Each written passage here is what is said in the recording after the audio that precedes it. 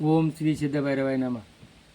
बघा आता आज जगामध्ये माणूस कसा वागतो त्याचं त्याला भान राहत नाही. तर भस्मासूर शंकर काय करीत होता, असा हातावर भस्म घेतला आणि तो भस्म चोळीत होता. त्याच्यामध्ये एक खडा होता आणि संजीवनी मंत्र म्हणता म्हणता त्या खड्याचा कोण झाला, मुलगा झाला. आता पहिली अशी पद्धत होती, मुलगा जर जन्माला आला तर तो काय करायचा, बापापाशी हात जोडून उभा राहायचा, बाबा मी आता काय काम करू. आताची उताटेल पर्याय आहे ना, बापाचं फक्त इस्टेट पाहिजे, बापाचं ATM पाहिजे, बापाच्या गाड्या गोड्या पाहिजे, पण बापाच्या आज्ञा पाळायचे नाही, बापाची मर्यादा पाळायची नाही, बापाला विचारायचं नाही. असा तो भस्मासूर बापा का उभा राहिला. बाप काय म्हणतो, मला काय काम, तर म्हणत तुला काम असं आहे, हा मेलेल्या माणसाचा ताजा भस्म आणून द्यायचा, हरकत नाही. आणि मग ज्या ठिकाणी परिसरात माणूस मरल आणि त्या राखेची त्याच्यापाशी आणून द्यायचा आणि शंकर अंगाला लावायचा.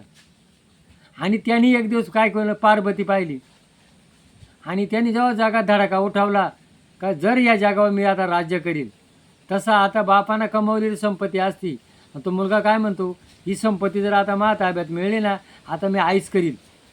आणि तो बापाच्या हातातून संपत्ती हिसकायचा प्रयत्न करतो. तसा त्या भस्मासुरानं काय केलं, मग ती तक्रार गेली याच्याक शंकराक. मग शंकर त्याला गागायला लागला. त्याला वाटलं आता शंकराच्या डोक्यावर जर हात ठेवला ती पार्वती मला मिळेल, आणि तो शंकरामागं धावला. मग शंकर काय झाला, पुढं हा मागं, आणि मग विष्णू आडवा झाला. मग आता माणसाला कोणीतरी विष्णू म्हणजे आधार देणारा असतो, आणि त्या विष्णूनं कोणाचं रूप घेतलं, मोहिनीचं रूप घेतलं. आणि मग तो त्यानं शंकराचा पाठलाग सोडून दिला. आणि शंकराचा पाठ सोडल्यानंतर त्या शंकराच्या वडाच्या झाडाखाली लपून बसला. आणि मग त्या मोहिनीचं रूप घेतलं. तो म्हण माझ्याचे लग्न कर. तो म्हण ती म्हणत तुझ्याशी लग्न करील. माझ्या आईबापांची अशी आट आहे का आमचं जे वडाच्या झाडामध्ये दैवत आहे म्हण, आणि मी जशी नाचल तसं तो नाचला पाहिजे, काय हरकत नाही म्हण. आणि मग त्यांना गुडघ्यावर हात ठेवला, कमरावर हात ठेवला, खांद्यावर ठेवला आणि डोक्यावर ठेवला. या नाही डोक्यावर ठेवला.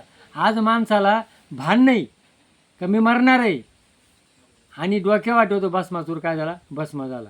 कोणामुळं, मोहिनीमुळं. तशी त्या भस्मासुराला, आजच्या भस्मासुराला कोणीतरी मोहिनी तयार होणारच आहे आणि त्याचं वाटोळं करणारच आहे, काय म्हणून. आणि मग त्या मोहिनीचं रूप पाहून त्या भस्मासुरा ज्या शंकर वडाच्या झाडाखाली लपवला होता ना, झाडाच्या खोडीमध्ये, त्याचं वीर्य गळालं.